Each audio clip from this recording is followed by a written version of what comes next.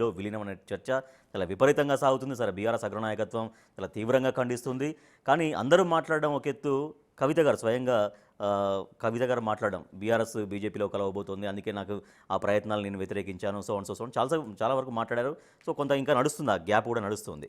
మరి మీరు కూడా అదే ధోరణి చెప్పారు, బీఆర్ఎస్ బీజేపీలో కలవబోతుంది కాబట్టి ముందే మనం వెళ్ళి ఉంటే బాగుంటుంది అన్నటువంటి ధోరణిలో మీరు మాట్లాడినటువంటి ఆడియో కూడా మొన్నటిదాకా బాగానే వైరల్ అయింది. ముందు ఎవరు చెప్పిండ్రు? అది నేను చెప్పినా, కవిత గారు చెప్పిన. కవిత గారు చెప్పినప్పటికీ కూడా కవిత గారు చెప్పినప్పుడేమో దాచిపెట్టుకుంటారు. గువ్వల బాలరాజు చెప్తే ఎవడో పనికిరానోడు బచ్చాగాడు మాట్లాడుతున్నారంట. స్వయంగా రాసిన లెటర్ బయటకు వచ్చింది కదా. అదే కదా, మరి ఇప్పుడు నాకు సభ్యత ఉంది కాబట్టి కవిత గారి గురించి నేను ఏమన్నాను, నా గురించి బచ్చాగాడు అంటే నాకంటే పెద్దోడు ఏం కాడు కేటీఆర్ గారు. కొంత ముందు నుంచి ఎదిగిన సామాజిక వర్గం నుంచి వచ్చి ఉండొచ్చు, కొంత ఎక్కువగా చదువుకోవచ్చు, లేదంటే అమెరికాలో చదువుకోవచ్చు, ఆయనకు నాకంటే ఎక్కువ స్కిల్స్ ఉండొచ్చు, అవన్నీ ఉండొచ్చు. కానీ నాకంటే ఎక్కువ పెయిన్ అయితే, నాకంటే ఎక్కువ ఆకలి మంటలు అయితే ఆయన చూడలేదు. నాకున్న అనుభవం వారికి ఉందని మాత్రం రియల్గా నేను భావించడం లేదు. ఆయనలాగా ఆకట్టుకునే ప్రసంగాలు నేను చేయలేకపోవచ్చు, ఆకలి కేకలను మాత్రం నేను వినిపించడం మొదలు పెడితే గ్రామాలలో అడుగుపెట్ట నేను కేటీఆర్ గారిని. ఇది మాత్రం మీకు చాలా సీరియస్గా మీ టీవీ ద్వారా కేటీఆర్కి చెప్తా ఉన్నా. నేను నోటికి వచ్చినట్టు మీరు మాట్లాడే మాట వారి దగ్గర దాకా వెళ్తుంది, వెళ్ళాలి. ఏదేం మాటలు, పద్ధతి ఏంది? కేటీఆర్ గారు తెలంగాణ ఉద్యమంలో, కేసీఆర్ గారు తెలంగాణ ఉద్యమంలో మా దగ్గర బాగా గుర్తుంది నాకు. మా గద్వాల జిల్లాలో ఆర్డీఎస్ పాదయాత్ర చేసిండ్రు కేసీఆర్ గారు. చేస్తున్నటువంటి సందర్భంలో అక్కడ ఆర్డీఎస్ దగ్గరికి వచ్చి గేట్లు మేము తెరుస్తాం, వాటర్ తీసుకెళ్తాం అంటే అక్కడ ఎవరిని రానియము అని పొలైట్గా కేసీఆర్ గారు పాదయాత్రలో ఒకరోజు మాట్లాడుకుంటూ వెళ్ళిండ్రు. మేము పూర్తి స్థాయిలో ఈ నీళ్ళను వాడుకుంటామని మాట్లాడాను. ఆంధ్రాకు వెళ్లకుండా ఆపేటువంటి మా వాటా మాకు దక్కాలనే ప్రయత్నం వారు చేసిండ్రు. అప్పుడు బైరెడ్డి రాజశేఖర రెడ్డి గారు మాకు నీళ్ళు ఎట్లివరో బాంబులు పెట్టి తీసుకుపోతామని బైరెడ్డి రాజశేఖర రెడ్డి గారు మాట్లాడితే కేసీఆర్ గారు కొట్టిన డైలాగ్ ఫెయిల్ అయింది, బాంబు కంటే ఎక్కువ బయలుది.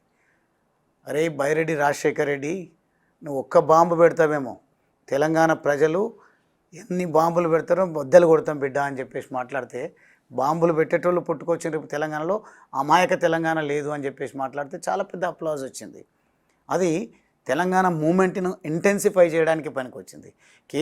కేసీఆర్ గారు మాట్లాడే మాటలు కొన్ని సందర్భంలో తెలంగాణ సమాజాన్ని సంఘటితం చేయడం కోసం పనికొచ్చినాయి. కానీ కేటీఆర్ గారు కొట్టే డైలాగుల వల్ల కేసీఆర్ గారి ఇమేజ్ తగ్గుతుంది, కేటీఆర్ గారికి అయితే పూర్తి స్థాయి పేరు నాశనం అయిపోతుంది. ఏదో క్యాలిబర్ ఉన్నాడు, బాగా పనిచేస్తున్నాడు, ఫ్లైఓవర్లు కడుతున్నాడు, ఫ్లైఓవర్లతోనే కడుపు నిండదు, కట్టిండు. కాకపోతే తెలంగాణ మా హైదరాబాద్ ఇమేజ్ని ప్రపంచ స్థాయిలో నిలబెడుతుందని మేము గర్వంగా చెప్పుకుంటూ వచ్చినాం పార్టీలో ఉన్నప్పుడు. కానీ కానీ ఒక మంత్రిగా తను చేయాల్సింది, పెట్టాల్సింది హైదరాబాద్లోనే కాదు. సో విలీనం గురించి స్పష్టంగా మనం మాట్లాడలేదు, బీఆర్ఎస్ బీజేపీలో విలీనం అనేది. సో బీఆర్ఎస్ అయితే చాలా తీవ్రంగా ఖండిస్తుంది, అటువంటిది ఉండనే ఉండదు, డెఫినెట్గా రాబోయే రోజుల్లో మళ్ళీ బీఆర్ఎస్ అధికారంలోకి రాబోతుందని చెప్తుంది. సో విలీనం బీజేపీలో నిజంగా విలీనం అవుతున్నటువంటి ఇన్ఫర్మేషన్ మీకేమన్నా ఉందా? అంటే పొత్తు కానీ విలీనం కానీ జరిగే వీళ్ళు ప్రయత్నం చేస్తున్నట్టుగా ఉంది. కానీ నేనైతే ఇక్కడ ఈ ప్రయత్నాలు ఈ కాంగ్రెస్తో, తెలుగుదేశం, మా బీజేపీతో జరుగుతున్నటువంటి చర్చల్లో ఏ రోజు కూడా నేను తెలుసుకునే ప్రయత్నం చేస్తే ఇవన్నీ ఉట్టి మాటలు, మనకేం కర్మ, ప్రజలు రిజెక్ట్ చేసిండ్రు. మీరు ఫలితం చూసిండ్రు కదా, ఎంపీ ఎన్నికల్లో వాళ్ళకు గుండు 0 వచ్చింది. అదేవిధంగా 100 సీట్లు వస్తాయి అనుకున్న దగ్గర 39 సీట్లకే పరిమితమైంది. ఈ పరిస్థితిలో మనకు ఆ పార్టీని మోసే కర్మ మనకేం పట్టింది? మీరు చెప్పినట్టుగా ప్రజల్లోకి వెళ్దాం, ప్రజా సమస్యలను లేవనెత్తుదాం, ప్రజా సమస్యల పరిష్కారం విషయంలో ప్రభుత్వం పైన యుద్ధం చేద్దాం. ఎవరి అవసరం మనకేముంది, స్వతహాగానే అధికారంలోకి వద్దామని ఇప్పుడు నేను చేరబోతున్నటువంటి పార్టీ పెద్దలు చెప్తా ఉన్నారు. ఖచ్చితంగా ఆ దిశగానే ప్రయత్నం చేస్తాం. ఈ పొత్తులతోన అవసరం లేకుండా, ఈ మర్జర్లతోన అవసరం లేకుండా మేమందరం కూడా కష్టపడి ప్రజల ఎజెండానే మా ఎజెండా, ప్రజలను గెలిపించాలనే నినాదాన్ని కేసీఆర్ గారు ఏదైతే ఇచ్చిండ్రో ఆ నినాదాన్ని కూడా మేము ప్రజల్లోకి విస్తృతంగా తీసుకుంటాం, ప్రజలను గెలిపిస్తాం. తద్వారా ప్రజాస్వామ్యంలో ప్రభుత్వాలు కూడా ముఖ్యం కాబట్టి అధికారంలోకి కూడా రావడానికి శక్తి వంచన లేకుండా ప్రయత్నం కానీ చేస్తారు. బీజేపీకి అంత తెలంగాణలో అంత స్కోప్ ఉందా? అంటే నేను స్థాయి గురించి మాట్లాడట్లేదు, సరే ప్రజాభిమానంతో ఎవరైనా అధికారంలోకి రావచ్చు, కానీ ఈ సమయంలో అంత వాతావరణం ఉందా బీజేపీకి? బీజేపీ పుంజుకొని మీరు అన్నట్టుగా ఎమ్మెల్యేలందరూ గెలిచి అధికారంలోకి వచ్చేంత స్థాయి ఇప్పుడు బీజేపీకి కనబడుతుందా రాబోయే రోజులు కమింగ్ ఎలక్షన్స్? బీజేపీకి ఆ స్థాయి ఉందా లేదా, ఆ పొటెన్షియల్ ఉందా లేదా అని పక్కన పెడితే ప్రభుత్వం అటర్లీ ఫెయిల్ అయింది. మీరు అవునా కాదా? మీరే ఒక అనుభవం కలిగిన జర్నలిస్ట్గా మీరు చెప్పండి, మీరేమంటారు దాని విషయంలో, ప్రభుత్వం విషయంలో? సరే ప్రభుత్వం అంటే పని చేసుకుంటూ వెళ్తుంది, సరే అది ప్రజలు తీర్పిస్తారు, మేము ఎట్లా మాట్లాడతాం జర్నలిస్ట్గా? జర్నలిస్ట్గా మీరు కూడా ప్రభుత్వం ఫెయిల్ అయిందా, పాస్ అయిందా? నేను ఎమ్మెల్యేనే కాదు, లేకుంటే నేను పార్టీకి అధినేతనే కాదు, నేను ఒక పార్టీలో లేను. ఇప్పుడు మీరు నన్ను అడిగినప్పుడు నా ధర్మం కూడా ఉంటుంది కదా. ప్రభుత్వం అనేది ప్రొసీజర్, ప్రక్రియ. అది మీరు అంటే ఇండైరెక్ట్గా అదే అంటున్నా, ఇండైరెక్ట్గా మీ ప్రభుత్వం పర్ఫామ్ చేయలేకపోతుంది అనేది దాని ఇంప్లాయిడ్ మీనింగ్ వస్తుంది, మీరు ఏం సమాధానం చెప్పకపోవడం. అదే మాదిరిగా ప్రతిపక్షం అయితే ప్రజా సమస్యలను లేవనెత్తట్లేనే లేదు. వస్తున్నటువంటి లేదంటే అలిగేషన్స్ను మేము ఎక్కడ కూడా అవినీతి చేయలేదు అని ఆరోపణలను ఏమంటారు ఖండిస్తూ వస్తూ ఉన్నారు తప్ప ఈ రోజు వరకు వాళ్ళిద్దరు కూడా ఆ లైన్ ఎంచుకోలేదు. కాబట్టి బీజేపీ ఆ లైన్ ఎంచుకోవడం ఖాయం, ఆ లైన్లో పనిచేస్తుందని బీజేపీలో ఉన్నటువంటి నాయకులు నాతోనే ఈ 2-3 రోజులుగా చెప్తా ఉన్నారు.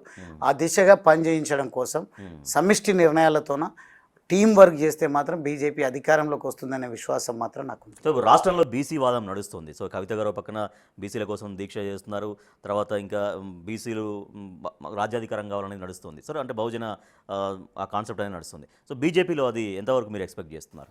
ఈ కాంగ్రెస్ పని ఏంటంటే ముందేమో చాలా స్పష్టంగా రేవంత్ రెడ్డి గారు అనవసరంగా మాట్లాడొద్దు, ఉన్న విషయం మాట్లాడితే గువ్వల బాలరాజ్ అగ్రవర్ణాలకు వ్యతిరేకము అని మాట్లాడతారు, ఫార్వర్డ్ కాస్ట్ కమ్యూనిటీస్కి వ్యతిరేకమని మాట్లాడతారు. కానీ రేవంత్ రెడ్డి గారు పలు సందర్భాల్లో నేను రెడ్డి పోలరైజేషన్ చేస్తున్నా అధికారంలోకి వస్తామేమో అని మాట్లాడినారు. ఇప్పుడేమో కవిత గారు ఇది రెడ్డిది అవన్నీ పక్కన పెట్టి బీసీ లైన్ ఎత్తుకుంటే బీసీలను ఆకట్టుకోవచ్చు అనే ప్రయత్నం వారు చేస్తున్నారు. ఇదేదో బాగుంది అని ఢిల్లీలో జంతర్ మంతర్ దగ్గర పోయి కాంగ్రెస్ పార్టీ దీక్ష చేస్తుంది. కాంగ్రెస్ పార్టీ ఈరోజు బీసీ డిక్లరేషన్ ఎక్కడ కామారెడ్డిలో ప్రకటించినట్టుంది. బీసీ డిక్లరేషన్ విషయంలో వారు ఇచ్చినటువంటి హామీని నెరవేర్చుకోకుండా ఇప్పుడు 50% మించి రిజర్వేషన్ ఇచ్చేటువంటి వెసులుబాటు ఉందా లేదా పక్కకి పెడితే ఇస్తామని చెప్పడం జరిగింది.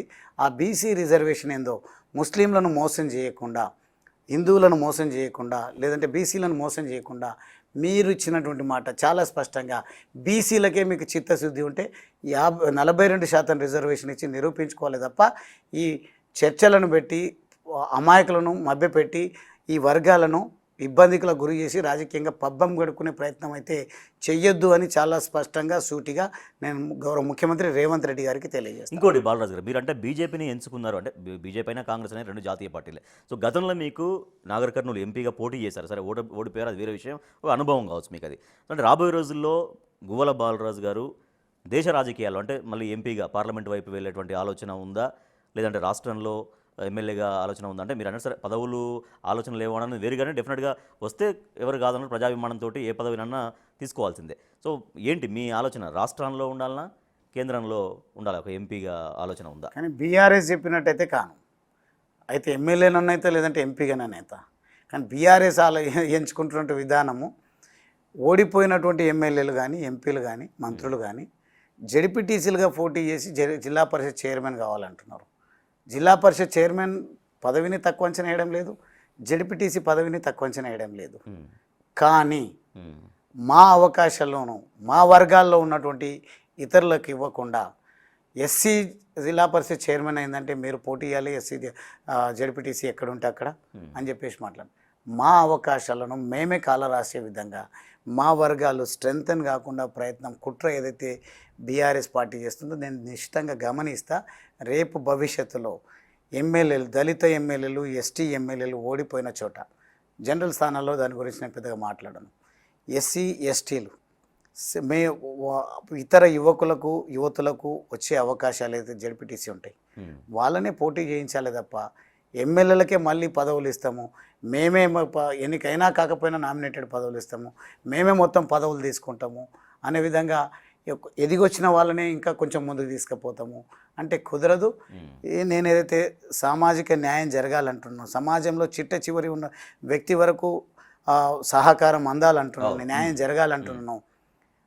అదే మాదిరిగా పదవుల విషయంలో కూడా ఏ స్థాయికి తగ్గట్టుగా యాస్పిరేషన్స్తో ఆలోచనలతో వచ్చినటువంటి యువతీ యువకులను ప్రోత్సహించి వాళ్ళకి అవకాశం ఇవ్వాలి తప్ప ఓడిపోయిన ఎమ్మెల్యేలను జడిపెట్టి చేస్తాం, జిల్లా పరిషత్ చేస్తామనే తప్పుడు స్ట్రాటజీతోన అబాస్ పాలు కావద్దు అనేది మాత్రం నేను బీఆర్ఎస్ పార్టీకి నేను సూచన చేయదు.